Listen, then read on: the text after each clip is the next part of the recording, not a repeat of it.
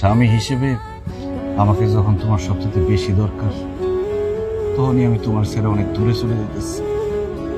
এমন অযোগ্য স্বামী আমি, কি করুম কো? আমাকে প্রবাসী জীবনটাই এমন। ছুটি শেষ হয়ে গেলে সব ফালায় চলে যেতে হয়, সবার মুখে হাসি ফোটানোর জন্য, সবারই ভালো রাখার জন্য।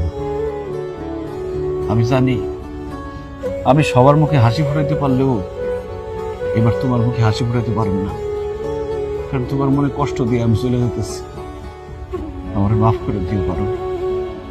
আপনি আমার স্বামী, আমার কাছে মাফ চাই আমার অপরাধী বানায় না। দোয়া করেন যাতে আপনার বাবা হনের স্বপ্ন আমি পূরণ করতে পারি, আপনার সন্তানের মুখ দেখাইতে পারি।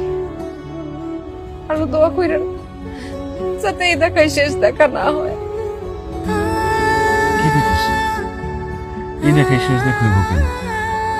আমার ছোট খালা সন্তান জন্ম দেওয়ার সময় খালা মারা যায়।